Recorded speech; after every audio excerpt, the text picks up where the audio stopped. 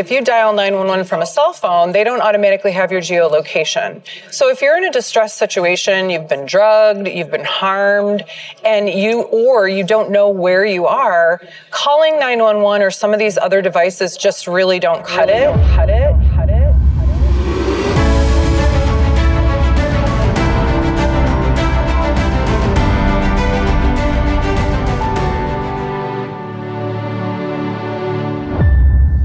Welcome to Angels, Exits, and Acquisitions, the place to learn how to fund, scale, exit, and massively profit as an angel investor or entrepreneur.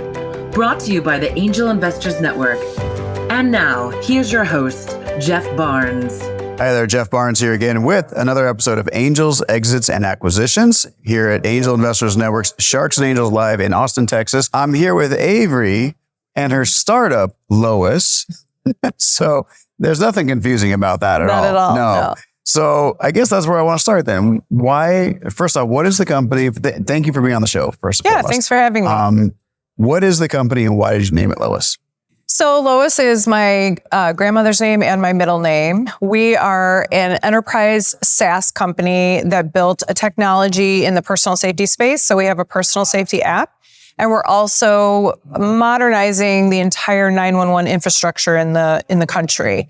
Lois was just an idea to sort of humanize the technology. So we wanted to name it something that made people feel like they were protected, and it was a more humanistic kind of name. So that's where it came from.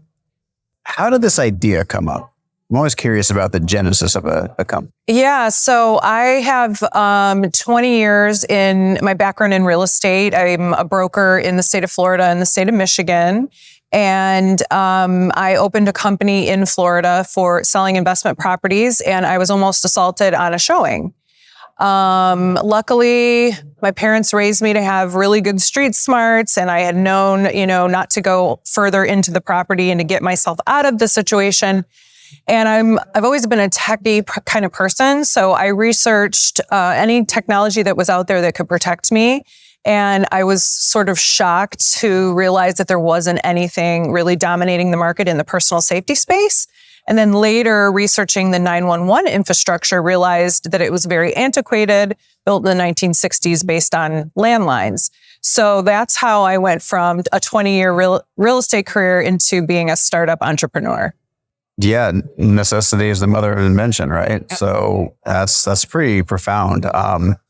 We could dive a little bit deeper to that, but I think that in and of itself would really prompt me to start thinking about a lot of aspects when it comes to your own personal safety. And you chose the technology route. I think a lot of people would have said, okay, I want to go down learning personal defense or, carrying a firearm, which, we advocate a lot for our businesses as well.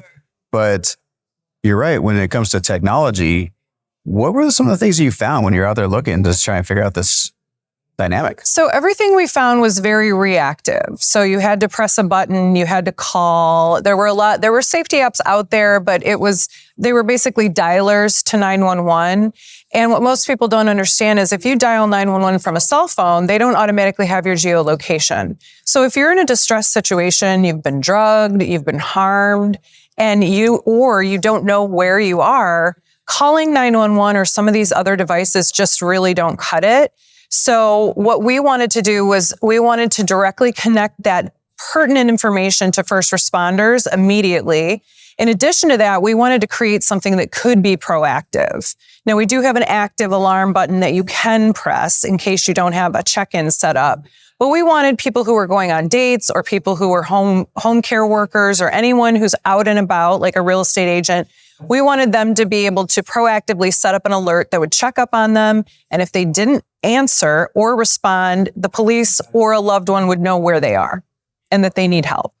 So like life alert for the real world, not the I've fallen down and I can't get up kind of thing, but I'm in a potentially dangerous situation.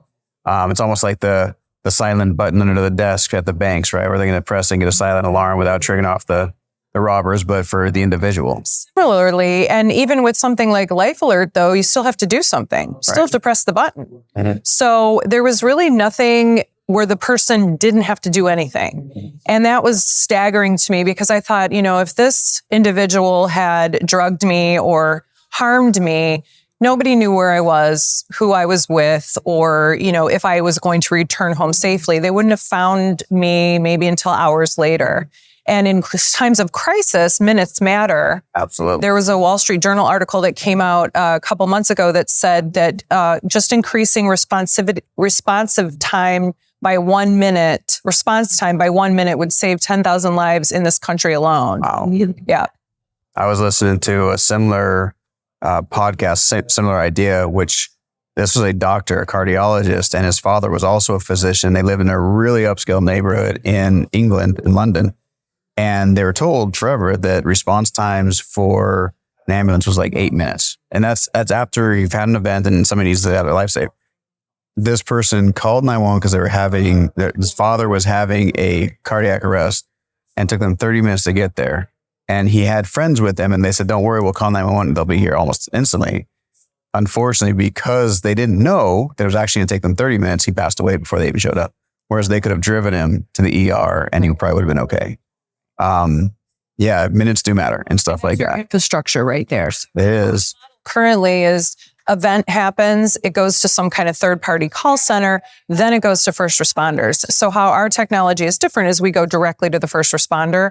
We've automated and maybe will be implementing some AI into that automation, that process. So that's what saves us time. And then we know that we can determine what kind of response they need, whether it's ambulance or police, fire, what have you. Right.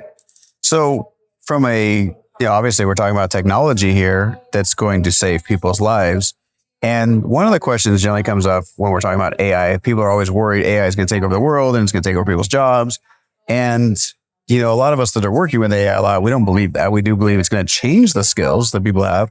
But how does this impact the existing infrastructure when it comes to call centers and dispatchers and 911 and all of that? How will that affect it? Well, there's still always going to be a place for human beings to interact in emergency situations, but we're just eliminating the ones that are redundant. So if we know for sure that something's wrong and we can get them to the right first responder, we don't need that middleman from, say, ADT trying to figure out what's going on, right, wasting time. So it's more about repurposing those jobs and allowing those people to have more skilled roles, or they can spend more time with people who do need a person on the line. Right. So we're not at all going to make those jobs obsolete. We're just going to make it more efficient. We're going to help the call center workers and hopefully reduce costs. Right.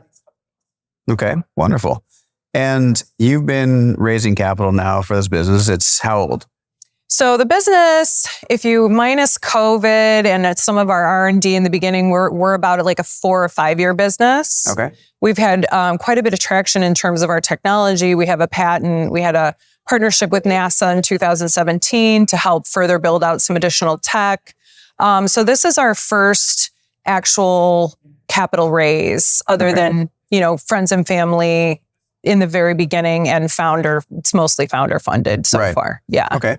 And how far along are you in that process right now? So we're about $200,000 into $1 million raise. We just started like 3 months ago, I think, officially. And we've been targeting angel groups, mostly in the Detroit metro area where I am at. And then our tech offices are in Central Florida. And, we're in that catch-22 of come back to us when you're X amount of revenue, positive. And at that point, we may not even need the amount of investment that they're asking. So there's very few groups that are actually offering to help get the company to where it needs to be. And that's one of the things that I've been impressed about this group is that, it seems like you are very interested in invested in getting companies to that place where you can open them up to the network and that they will be a profitable company for your network of investors. That's the goal, right? And we coach entrepreneurs a lot on not asking for too much capital too early, because then you give up the company, right? And we don't want that, especially if you're going after somebody who's a very sophisticated investor and they know how to wrangle their way in and get a board seat, maybe prematurely. And then you end up with a company that you don't even like, right? So we always try to caution the entrepreneurs on that. But like you said, on the flip side, if you need the capital to grow the team, then you need the capital to grow the team. There's ways around that, but it is a lot more work for sure. And I think that in this day and age, especially, I mean, of course, we could say this at any time in history, probably, but there's so much capital available, and there's going to be an unlimited amount of capital. But what it really comes down to is that strategic money, right? Finding the right person. So you're in Detroit, mobility capital of the country, if not the world, right?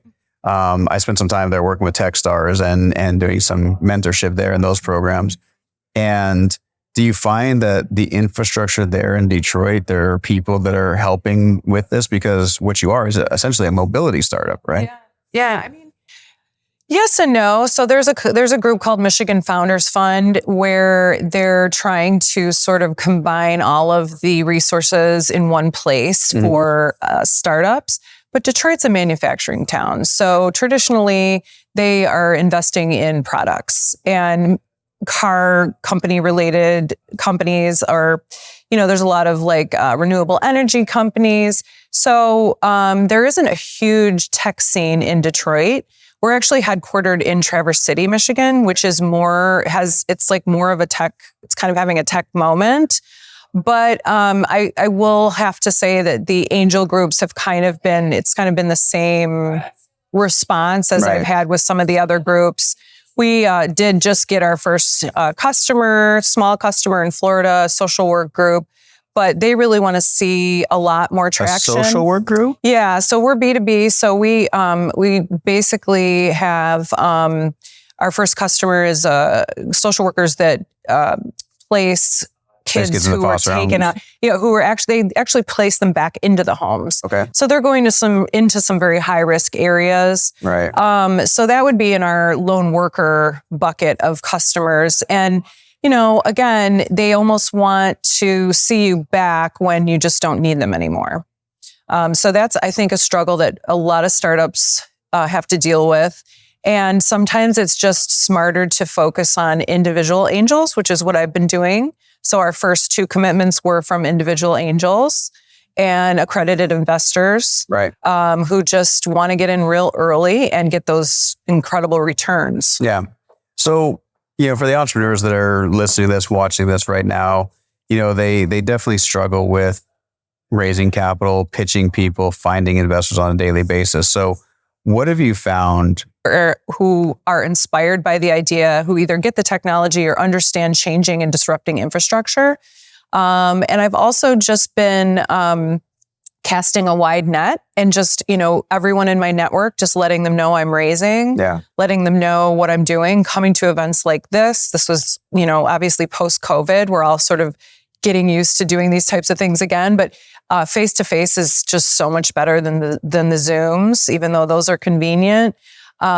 People feel more invested. And so I think that's just, just letting people know that you're raising money, not necessarily asking for it. Bingo. But just letting people know what you're doing and that you're raising money, because that person could lead to a customer. Yeah. And the best money is customers. I mean, the best investment money is money that comes from a customer who, isn't taking equity. So I just look at it as we have a target of an additional 800,000. We don't really care how that comes in, but smart money is also a really good place to be. Yeah. A network that can help us get to that next level is much more important than just the money. Yeah, strategic partnerships and strategic investors are huge when you're getting going, because it's one thing to take money in the door, but if you start down a path and it turns out that's the wrong road to be on altogether, and you only find out much later, right? It's like the cruise ship or the airplane that's only off by 1 degree, but they go 500 miles. Well, that's a big course correction versus figuring out really early on. So yeah. I agree with that. And what you said is it's so important for entrepreneurs to understand, just because somebody has money doesn't make them an investor, right? And even if they are an angel investor, doesn't mean they're your angel investor. Right. And I can't tell you how many times that we have to reiterate that to people, that not everyone is a good fit to invest in a company. And you don't always want that either. because I have seen companies tanked with the wrong investor. Yes. Right. Somebody comes in and they just want to bully you around, tell you what to do. And here's how it's going to be. And then, you waste a year of your life or more, and you just try to get them out, or the deal falls apart. So, kudos to you for looking for the right person. It is hard. It's not a fun road. It's not. It's sales. It's like anything else. You're selling yourself and you're selling the idea, and it is high risk this early. Mm-hmm. I've mitigated the risk by having that due diligence process be really tight. So the patents and all of our additional intellectual property and our traction and our awards and our roadmap, it's all really well mapped out, and the market. So, you can mitigate the early stage risk pretty well for investors. But at the end of the day, there's also, I think, a little bit of kismet involved, right place, right time, and just putting yourself in the rooms is. Absolutely. Yeah. Yeah. And I can't overemphasize that enough either, which is you need to be where the money is. And Zoom doesn't count. I'm sorry, but it doesn't do it justice, right? Getting to know you, getting to break bread, have dinner, have a drink, have coffee, whatever. Getting to know somebody is vital, because it's a trust issue more than anything else, right? Got to be able to believe you. But I want to ask you this question: like, who do you see is your ideal customer? At the end of the day, who are you selling this product to? So part of what we're doing with this pre-seed raise is to determine product market fit. We're kind of like on the runway, ready to go, excited to bring this technology into the world. We have some ideas. So we kind of have three buckets. One is the lone worker groups, like the social workers, real estate agents, even people who work like on oil rigs. I mean, anyone who's like out there in potentially dangerous situations. Large companies that have employee benefit programs, things like that. The second bucket would be emergency response centers or emergency related companies. So most companies don't have their own call center, their own what we would call emergency response center.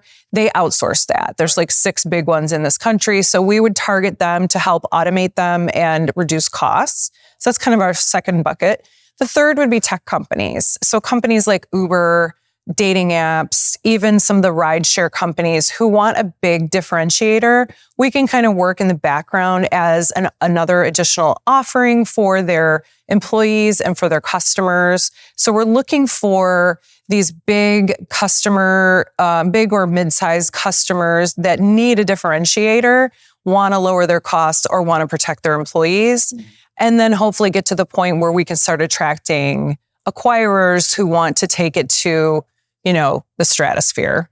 So in a former life of mine, I was that strategic acquirer or investor at large corporations. And we were always looking for those innovators. That's actually how I got my start into angel investing and doing a lot of this. Was I was the guy that understood the business operations of a big company and was good with technology, but I wasn't the guy building it, right? And so finding people like you and then saying, okay, well, how does this fit into our ecosystem? And you mentioned a bunch of great ideas there. And so I love that. And obviously you're going to have to choose one to go after initially and figure that out.